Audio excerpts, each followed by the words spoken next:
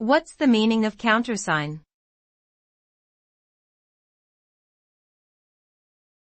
Countersign.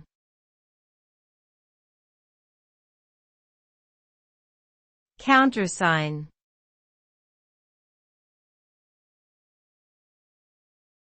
Countersign.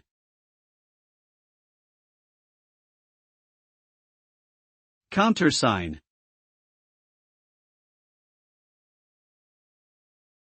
The term countersign refers to the act of signing a document or piece of paper that has already been signed by someone else, typically to indicate agreement or approval.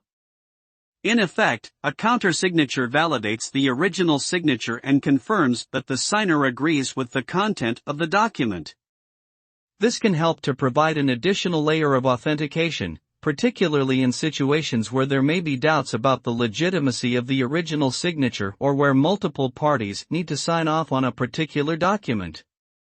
Countersignatures are commonly used in various legal and business contexts to help ensure the validity and enforceability of important agreements and contracts.